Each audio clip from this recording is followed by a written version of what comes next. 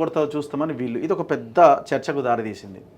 అంటే ఒక్క దగ్గరే మనం ఆగిపోతున్నాం. అంటే వ్యవస్థ అది మొత్తం పనిచేయాలి అన్నదాన్ని మనం పక్కన పెట్టి ఒక దగ్గరే ఆగిపోతున్నాం. ఇప్పుడు మేము అన్ని రియల్ ఎస్టేట్ కంపెనీలు ఏ రకంగా చెరువులను కబ్జా చేసిరని వీడియోలతో సహా చూపిస్తున్నాం. నిన్న ఒక సాకి చెరువు అని ఇక్కడ పటాన్ చెరువు దగ్గర ఉంది. అక్కడికి వెళ్తే అది గవర్నమెంట్ ల్యాండ్, నాలాని డైవర్ట్ చేసి మొత్తం ఆగమాగం చేసిండు. వాటిని మాత్రం ఇంతవరకు కూలుస్తలేరు. వీళ్ళు ఇప్పుడు ఫిర్యాదు వస్తే 111 పరిధిలోకి ఎంటర్ అవుతాం, మంత్రులను కూడా వదిలిపెట్టం, ఎవరిని వదిలిపెట్టమని పెద్ద పెద్ద డైలాగులు అయితే వస్తున్నాయి. అసలు ఏం జరుగుతుందని మీ మీ అంచనా? అంటే నేను చాలా రోజులుగా నేను మీడియాని కూడా చాలా దగ్గరగానే ఫాలో అవుతున్నా, చూస్తున్నా, అబ్జర్వ్ చేస్తున్నా. మీడియా కూడా తప్పు చేస్తుందేమో అనిపిస్తున్నది. ఓకే. ఎందుకంటే ఇప్పుడు ఎవడైనా కానీ వాడు పల్లరాజేశ్వర రెడ్డా, వాడు తినబూసిన కత్తి పొంగులేటా, లేకపోతే కేటీఆరా, లేకపోతే ఎవడైనా కావచ్చు, వీళ్ళందరూ కూడా వాళ్ళకు ఉన్నటువంటి పవర్ సెంట్రిక్గా అతిగా వాళ్ళ దుర్వినియోగం చేసి అన్ని అనుమతులు తీసుకొని అన్ని పనులు చేశారు. ఈ అనుమతులు ఎక్కడి నుంచి వచ్చినాయి? ఫస్ట్ బేసిక్గా ఇప్పుడు ఒక రోగం వస్తే మూలాల్లోకి పోయి డయాగ్నోస్ చేసి రోగ నివారణకు ప్రయత్నాలు చేయాలి. మీడియా కూడా ఏం చేయాలి? ఇది జరిగింది, వానికి ఎట్లా రిజిస్ట్రేషన్ అయింది, రిజిస్ట్రేషన్ కావడం కారణం ఏంటిది, ఈ మొత్తానికి మూలం ఏంటిదంటే నేను అనుకోవడం మార్పుకి మనం ఇప్పుడు ఏదో ఆరోపణలు చేయడం కోసం మాట్లాడడం కోసం మాట్లాడకుండా prevention is better than cure. లేకపోతే రోగం వచ్చిన తర్వాత రోగ నివారణ కూడా డయాగ్నోస్ చేయాలి మనం. నాకేమనిపిస్తుంది అంటే ఫస్ట్ సర్వే డిపార్ట్మెంటు ని ప్రక్షాళన చేసి సర్వే డిపార్ట్మెంట్ని పూర్తి స్థాయిలో దాన్ని కనుక మార్చగలిగితే, ఎందుకంటే బేసిక్గా తప్పు జరిగేది ప్రారంభమయ్యేది సర్వే దగ్గరనే. ఇప్పుడు రంగనాథ్ గారు ఏ రిపోర్ట్ ప్రకారం వెళ్ళి కూలుస్తాడు? సర్వేర్ ఇచ్చిన రిపోర్ట్ ప్రకారం వెళ్ళి కూలుస్తాడు, అంతే కదా? మీరు నేను వచ్చేది తేల్చాం కదా. అయితే ఇక్కడ సర్వేర్ ఏం చేయాలి? ఒక ల్యాండ్ని రిజిస్ట్రేషన్ జరుగుతున్నప్పుడు ఫస్ట్ వాడు చేయాల్సిన పని ఏంటంటే ఆ సర్వే నెంబర్లో పోటీ చేయాలన్నా ఆల్రెడీ సర్వే నెంబర్లు ఉన్నాయి, దాంట్లో బై నెంబర్ రావాలన్నా ఏది రావాలన్నా పోటీ జరగాలన్నా కానీ సర్వేయరు పోయి అక్కడ మ్యాపింగ్ చేసుకొని అది దాని యొక్క బౌండరీస్ని ఫిక్సప్ చేసి సౌత్, నార్త్, ఈస్ట్, వెస్ట్ ఎవడెవడు ఉన్నాడో అన్ని రాసి వాడు రిపోర్ట్ ఇస్తే దాని ఆధారంగా రిజిస్ట్రేషన్ చేయాలి. మన రిజిస్ట్రేషన్ డిపార్ట్మెంట్ ఎట్లయిపోయింది? ఇప్పుడు మీరు ఏదైనా రిజిస్ట్రేషన్ చేసుకోండి, నేను చేసుకోవాలి, నేనేం చేస్తా, మీరు నాకు భూమి అమ్ముతున్నారు, నేను కొనటోని ఏం చేస్తున్నా, లేకపోతే అమ్మటోడు ఏం చేస్తుండు, మనమే పోతున్నాం ఒక డాక్యుమెంట్ రైటర్ దగ్గర పోతున్నాం, డాక్యుమెంట్ రాయిస్తున్నాం, మ్యాప్ గీయిస్తున్నాం, దిశలు రాయిస్తున్నాం, దాన్ని తీసుకుపోయి అక్కడ మీరు ఇంతకుముందు చెప్పారు కదా, మీరు ఏదో దాని వాల్యుయేషన్ ప్రకారము ఫీజు కడుతున్నామో రిజిస్ట్రేషన్ అయిపోతున్నది. రిజిస్ట్రేషన్ అయిపోగానే ఏమైంది? అక్కడి నుంచి ఎక్కడికి పోతున్నారు? రెవెన్యూ డిపార్ట్మెంట్ పోతుంది, మున్సిపాలిటీ కాదు, రెవెన్యూ పోతాం. రెవెన్యూ పోయి ఏం చేస్తాం? మనం ఎంట్రీ చేసుకుంటాం, రెవెన్యూలో ఎంట్రీ అయిపోతాం. మనం రెవెన్యూలో ఎంట్రీ అయిపోగానే అక్కడి నుంచి ఏమి చేస్తాం? రెవెన్యూ ఎంట్రీ ఉంది, ఈసీ ఉంది, రిజిస్ట్రేషన్ డాక్యుమెంట్ ఉంది. వీటిని పట్టుకొని పోయి ఎలక్షన్ డిపార్ట్మెంట్ పోతివి, జిహెచ్ఎంసీ పోతివి, జిల్లాల్లో అయితే ఇంకెక్కడికో పోతివి, గ్రామాల్లో అయితే కనుక గ్రామ పంచాయతీ సెక్రటరీ దగ్గర పోతివి, అక్కడ హౌస్ కన్స్ట్రక్షన్కి అనుమతి కోసం అప్లై చేస్తేవి. ఎట్లా అప్లై చేసినావు? దేని ఆధారంగా అప్లై చేసినావు? ఫస్ట్ రిజిస్ట్రేషను, దాని తర్వాత రెవెన్యూ రికార్డ్ ఎంట్రీ, అన్నీ అయిపోయాయి. నువ్వు నాలాని చేసినావా, ఎఫ్టీఎల్లో ఉన్నదాన్ని చేసినావా, బఫర్లో ఉన్నదాన్ని చేసినావా, ఏకంగా చెరువునే చేసినావా, మొత్తానికి చేస్తేవి, తీసుకపోతేవి. వానికి పర్మిషన్ ఇచ్చే హౌస్ కన్స్ట్రక్షన్ పర్మిషన్ ఇచ్చే అధికారి వారికి కావాల్సింది ఏంటిది? దీని లీగల్ డాక్యుమెంట్స్ అన్నీ ఉన్నాయా లేవా, ఈసీ ఉందా లేదా, రిజిస్ట్రేషన్ డాక్యుమెంట్ ఉందా లేదా, రెవెన్యూ ఎంట్రీ ఉందా లేదా, అయిపోయాయిగా.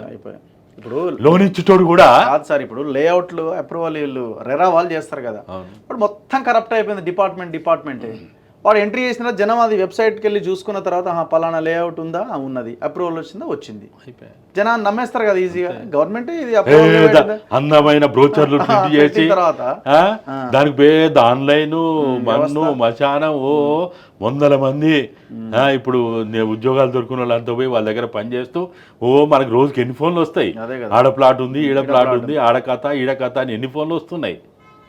ఇట్లా ఇదంతా జరగడానికి ప్రాథమికంగా అది ధరణియా, అది భూమాతనా, ఆ మాతనా, ఈ మాత, ఎన్ని మాతలనే పెట్టు, ఇక్కడ సర్వే డిపార్ట్మెంట్ని కనుక ప్రక్షాళన చేయకపోతే, రిజిస్ట్రేషన్ డిపార్ట్మెంట్ని కనుక క్రమబద్ధీకరణ చేయకపోతే, ఇటువంటి ఎన్ని ఒక్క రంగనాథ్ కాదు, 1,00,000 మంది రంగనాథులు వచ్చినా గెంటిక కూడా బీకలేడు. ఒక్క రేవంత్ రెడ్డి కాదు, 100 మంది రేవంత్ రెడ్డిలు అవతారాలు ఎత్తినా కబ్జా కోరులని వీళ్ళు ఏం చేయలేరు. వాడు అన్ని ఓపెన్గా. ఇప్పుడు అదే అంటున్నాడు, సరే మేము పోతే చూసుకో పర్మిషన్ ఇచ్చింది మాకు అధికారి అని చూపెడుతున్నాడు. అది పర్మిషన్ ఇచ్చిన అధికారి ఏమంటాడు, చూసుకో డాక్యుమెంట్ ఉందా లేదా, రిజిస్ట్రేషన్ అయిందా లేదా. అవును, ఎంత ఘోరం అంటే చెరువు కోఆర్డినేషన్ పాయింట్స్ కూడా మార్చేసి చెరువు 6 ఎకరాలు ఉంటే 7 ఎకరాలు చేసి మ్యాపులు తయారు చేశారు అన్న వాళ్ళు. ఎంత భయంకరమైన. అసలు వీటన్నిటికి మెయిన్గా ఏంటంటే, మీరు కూడా మీడియా వాళ్ళు, నేను దగాబడ్డ తెలంగాణ పుస్తకాల అధ్యయనం చేసినప్పుడు రాసినప్పుడు 1996-97లోనే హైదరాబాదు, సికింద్రాబాదు, సైబరాబాద్ 3 సిటీలు అది. ఇప్పుడు 4th సిటీ అంటే మళ్ళీ రేవంత్ రెడ్డి ఏదో ముచ్చట చెప్తుండు. కానీ ఈ 3 సిటీల పరిధిలో 20,000 వరకు ఇరిగేషన్ డిపార్ట్మెంటు ద్వారా నమోదైనటువంటి స్టాటిస్టికల్ డేటాని నా దగాబడ్డ తెలంగాణ పుస్తకంలో ముద్రించిన. నేను వివరాలన్నీ ఇచ్చిన. ఎన్ని చెరువులు, చెరువుల్లో కూడా అనేక రకాల చెరువులు ఉంటాయి. 150 ఎకరాల పరిధిలో ఉండేది ఒక చెరువు, 250 ఎకరాలు పరిధిలో ఉండేదాన్ని ఒకే చెరువు, 250 నుంచి 500 ఎకరాల పరిధిలో ఉండే ఆ చెరువు విస్తీర్ణం బట్టి ఉంటుంది. ఇప్పుడు కొత్తగా వాదనలు తీసుకొస్తున్నారు. అసలు బఫర్ ఎట్లా డిసైడ్ చేస్తారు, 30 మీటర్లా, 50 మీటర్లా, 100 మీటర్లా అంటారు. ఈ మీటర్లు డిసైడ్ కావాలంటే చెరువు యొక్క విస్తీర్ణం బట్టి బఫర్ డిసైడ్ అవుతుంది. 500 ఎకరాల పైగా ఉన్న విస్తీర్ణంలో చెరువుకి 30 మీటర్ల బఫర్ ఉండదు, ఎక్కువ ఉంటుంది. 250 మీటర్ల బఫర్ ఉంటుంది. కానీ వీళ్ళు ఏం చేస్తున్నారంటే, ఇది ఎవరికి తెలుసు, ఎవరు చదువుతున్నాడు, ఏ ఎమ్మెల్యేకి తెలుసు, ఏ మంత్రి తెలుసు, ఏ ముఖ్యమంత్రి తెలుసు, ఏ అధికారి ఎవడు అధ్యయనం చేస్తాడు దీన్ని. ఏదో మనలాంటి వాళ్ళం గులం ఉంది కాబట్టి గోక్కుంటున్నాం కాబట్టి ఇదంతా స్టడీ చేస్తున్నాం మనం. బఫర్ ఏంటిది, ఎఫ్టిఎల్ ఏంటిది, వీనికి ఎవరికి తెలుసు. ఇప్పుడు ఫస్ట్ చెరువును ఆనుకొని ఉండేది ఎఫ్టిఎల్, ఆ ఎఫ్టిఎల్ ఆనుకొని ఉండేది బఫర్. కానీ ఇప్పుడు బఫర్ అంటే తెలియదు, ఎఫ్టిఎల్ అంటే తెలియదు, చెరువు అంటే తెలియదు, చెరువులు ఎన్ని రకాల చెరువులు తెలియదు. నాలా కూడా బఫర్ జోన్ ఉంటుంది, మళ్ళీ నాలా సపరేట్ అది. ఒక్కొక్క నాలాకి ఎన్ని మీటర్ల నాలా అని డిసైడ్ అయి ఉంది. అది 10 మీటర్ల, 20 మీటర్ల, 30 మీటర్ల, 50 మీటర్ల. 50 మీటర్లు అంటే చాలా పెద్ద నాలా అది. మరి ఎట్లా సార్ ఇప్పుడు ఇది ముందుకు పడే అవకాశం ఉందా ఇప్పుడు ఇవన్నీ మాటలకి, లేకపోతే ఏదో తూతు మంత్రంగా 4-5 రోజులు చేసి పక్కన పడేసే అవకాశం ఉందా? ఇప్పుడు వీళ్ళందరూ కోర్టుకు పోతారు. ఇప్పుడు మన ఇన్కన్వేషన్ పోయింది, ఇంకోటి పోతాడు, వాడు పోతాడు, వీడు. కోర్టు ఏం చెప్తుంది? అందుకనే నేను ఏమంటున్నా అంటే, దీన్ని రాజ్యాంగ పరిధిలో చూడకుండా, చట్టాల పరిధిలో చూడకుండా, న్యాయస్థానాల పరిధిలో చూడకుండా నివాసం, విలాసం ఈ రెండిటి మధ్య ఉన్న తేడా చూడాలి. నివాసం ఎవడు, నీలాంటోడు నాలాంటోడేవో ఒక 1000 స్క్వేర్ ఫీట్లో, 1500 స్క్వేర్ ఫీట్లో, 2000 స్క్వేర్ ఫీట్లో అప్పులు చేసో, కష్టం చేసి నెల రోజుకి 18 గంటలు పనిచేసి, లేకపోతే ఈఎంఐల ద్వారా ఏదో ఒక ఫ్లాట్ ఏదో చిన్న కొనుక్కుంటే అది నివాసం అవుతుంది. నివాసానికి విలాసానికి ఉన్న తేడా చూడకపోతే ఈ సమస్యకి పరిష్కారం దొరకదు. ఇవాళ వీళ్ళందరి ఫామ్ హౌజులు నివాసాలు కాదు, అవి విలాసవంతమైన భవనాల కోసం ఏర్పాటు చేసుకున్నాయి. విలాసవంతమైన భవనాలు నిర్దాక్షిణ్యంగా అనుమతులున్న హైకోర్టు కూడా దయచేసి న్యాయమూర్తులారా మీరు కూడా మానవత్వంతో ఆలోచించండి, మానవతా దృక్పథంతో ఆలోచించండి. ఓన్లీ చట్ట కోణంలో ఆలోచించొద్దు, రూల్స్ కోణంలో ఆలోచించొద్దు. వానికి అన్ని అనుమతులు ఉంటాయి. అనుమతులు ఏం చెప్పింది మొన్న, పెద్దవాళ్ళు చిన్నవాళ్ళు అన్న తేడా చూడకండి అని ఒక స్టేట్మెంట్ కూడా ఇచ్చింది. మీరు అన్నదానికి కాంట్రా అన్నమాట. నేను అందుకని అంటున్నా, నేను ఇక్కడ నివాసం, విలాసం. ఇవాళ ఫామ్ హౌస్లు ఏర్పాటు చేసుకున్న వాళ్ళందరూ నివాసం కోసం, ఎంజాయ్ చేయడానికి, విలాసం కోసం అదే అంటున్నా కదా. అందుకనే ఈ 2 విషయాలని తేట తెల్లం చేస్తూ నివాసం కోసం ఉండే వాళ్ళ జోలుకు పోకుర్రి. వాళ్ళ అప్పులు సప్పులు చేసి పాపం వాళ్ళ బిడ్డలు కొడుకులు కూతుళ్ళు విదేశాలకు పోయి రాత్రింబాలు కష్టం చేసి రాష్ట్రానికి పోయి ఏదో రాత్రింబాలు కష్టం చేసి కడుపును మార్చుకొని ఏదో అంతో ఇంతో వాళ్ళు ఏదో సంపాదించుకొని చిన్న చిన్న 500 స్క్వేర్ ఫీట్లు 1000 స్క్వేర్ ఫీట్లు 1500 స్క్వేర్ ఫీట్ల వాడు పేద అందంగా చూపిస్తే దాన్ని నమ్మి వాళ్ళు కూడా ఏం చేసిండ్రు, వాళ్ళు ఇక్కడ చేయాల్సింది ఏంటంటే బిల్డర్లను శిక్షించాలి, రియల్ ఎస్టేట్ వాళ్ళని శిక్షించాలి, సామాన్య పౌరులు శిక్షిస్తే వాళ్ళ మీద యాక్షన్ లేదండి. ఒక్క టవర్ అన్నా కూల్చిరా, మేము ఓపెన్ గా ఎవిడెన్స్ తో సహా చూపిస్తా ఉన్నాము, ఒక్క దగ్గరకు వస్తలేరు, వాడు జోలుకు పోరు, అసలు ఆ బిల్డర్ ఆ బిల్డర్ని పట్టుకురారు, అస్సలే ఆ రియల్ ఎస్టేట్ పట్టుకురాడు. ఒక్క ఆఫీసర్ మీద చర్యలు తీసుకోవాలిగా పర్మిషన్స్ ఇచ్చిన వాళ్ళు. మరి ఏది ఇప్పటి వరకు ఏది అంతు లేదు పంతు లేదు, అసలు ఎవరు జోలికే పోలే. ఒక నీకు వాడి మీద నువ్వేం నోటీస్ అని ఇయ్యి, కనీసం అట్లీస్ట్ నోటీస్ ఇవ్వు.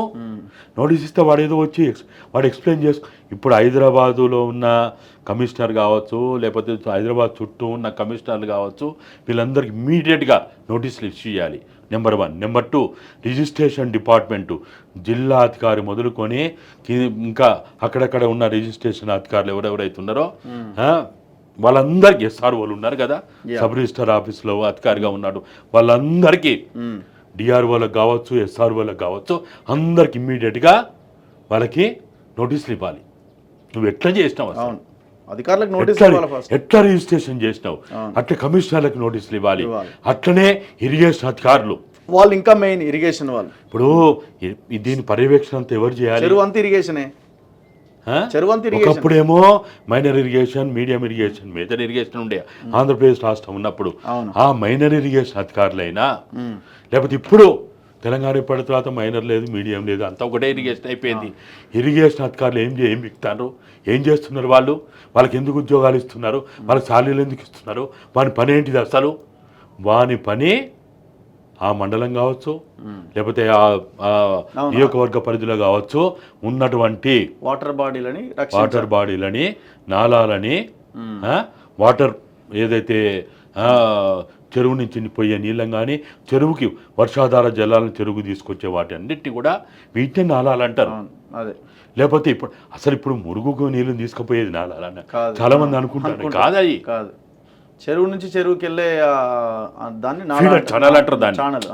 వాళ్ళేమో ఫీడర్ ఛానల్ అన్నారు, మనం ఉర్దూ భాషలు కాబట్టి నాలాలు అన్నాం మనం. అంతే.